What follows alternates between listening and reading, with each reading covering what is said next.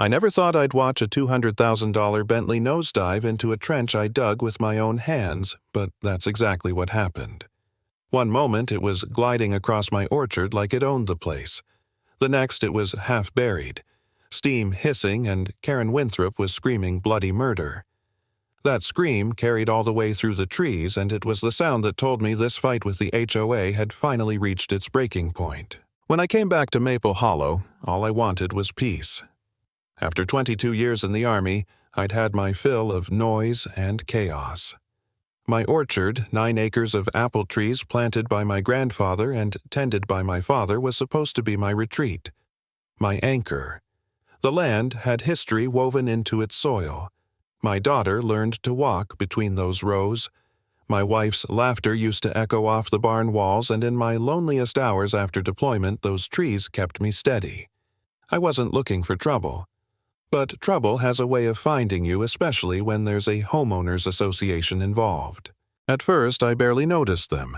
My property line just grazed their jurisdiction thanks to some zoning change years back. I fixed the potholes on the gravel road myself, kept my head down, tried to be neighborly. But the HOA didn't know what to make of me. They called me Mr. Owen, with that tone like boots covered in orchard mud were a personal insult. Then Karen Winthrop moved in. Blonde, rich, dripping with entitlement, she arrived in a pearl-white Bentley convertible. The kind of woman who didn't wave, didn't nod, just revved her engine like punctuation. I first noticed the tire tracks one morning while hauling a busted irrigation pipe. Grooves cut right across my eastern orchard, snapping branches, crushing a valve. A shortcut, plain as day. I patched things up and let it slide until it happened again. This time, I saw the back end of that Bentley disappearing through my gate. The next morning, I walked over calm, polite, just tired. She was sunbathing, martini glass in hand, tiny dog at her feet. I told her she'd driven through my orchard, damaged my trees, and it had to stop. She didn't even lower her sunglasses. "Relax," she said, "it's just a little farm road." "No big deal? No big deal." That phrase stuck like a thorn under my skin. When I pressed, she smiled like a shark. The HOA told me it's basically easement-friendly. Besides, you don't even have a gate. I went home shaking. That night, I pulled out the plat maps, checked the county codes. No easement, no shared access, nothing. I emailed the HOA with photos, evidence, everything. Days passed, no reply. Finally, a one-liner from their compliance officer, the board would review the matter at the next monthly meeting 24 days away. My orchard was being chewed up, and they wanted me to wait a month. I tried signs. Private property. No trespassing. The next morning, the sign was gone. The posts bent like they'd been rammed on purpose. The HOA newsletter arrived in my inbox telling me unauthorized signage wasn't recognized. They called my orchard a viewshed like it was nothing but scenery for their Sunday drives.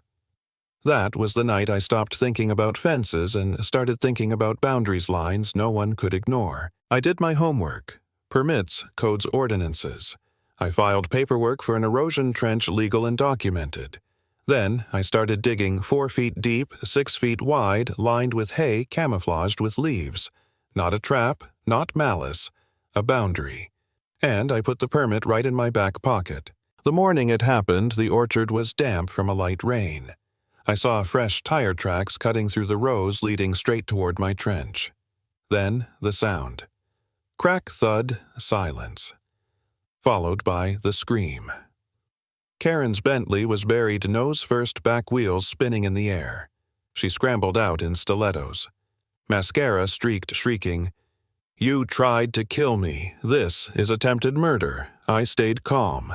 "No, I said this is private property. That's a legally permitted erosion trench. You trespassed."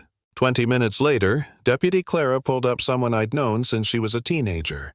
Karen demanded I be arrested. Clara took one look at the paperwork, the permit, the photos, and shook her head. "Ma'am, this is private land. The trench is legal.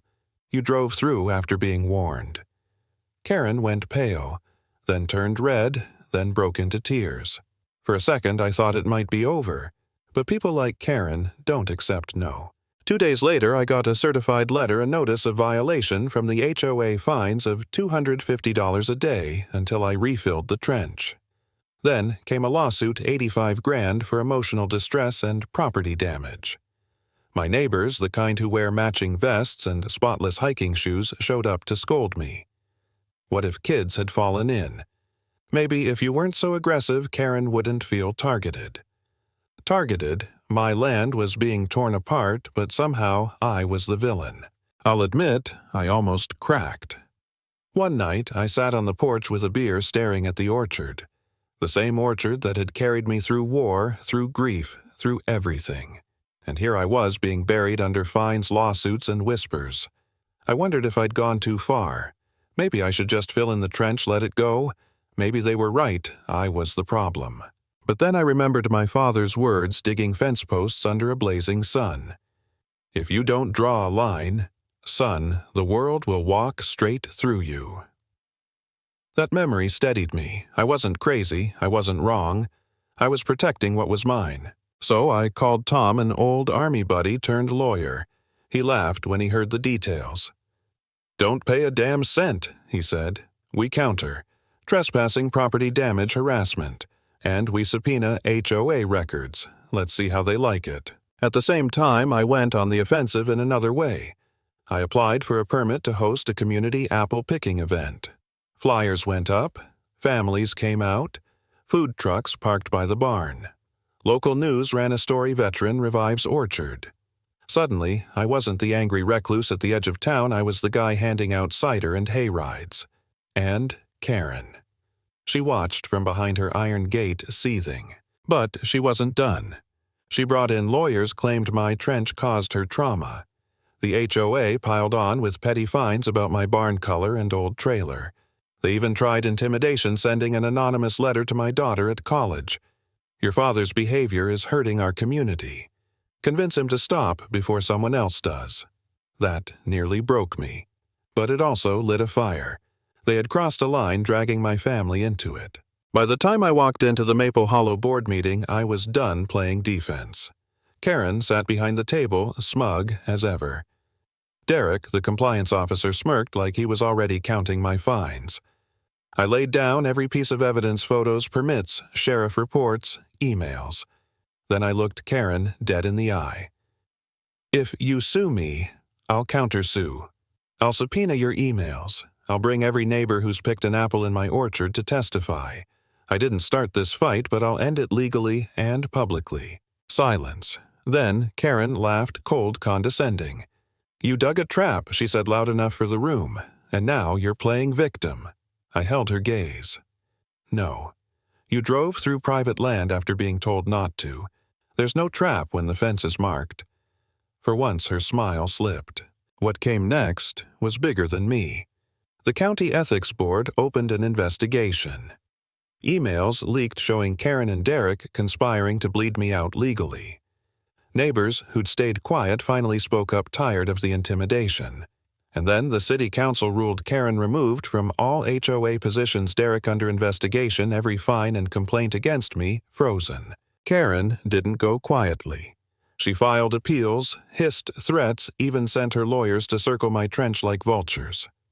But the truth was out. Her empire of intimidation cracked the moment that Bentley fell nose first into the ground. A month later, her house was up for sale. One morning, the Bentley was in her driveway. That afternoon, it was gone. No farewell party, no curtain call, just silence. And that's where my story ends. Not with a celebration, not with champagne, but with the sound of wind through the apple trees, stronger than before. Some lines aren't meant to be crossed, and if they are, you'd better be ready to defend them.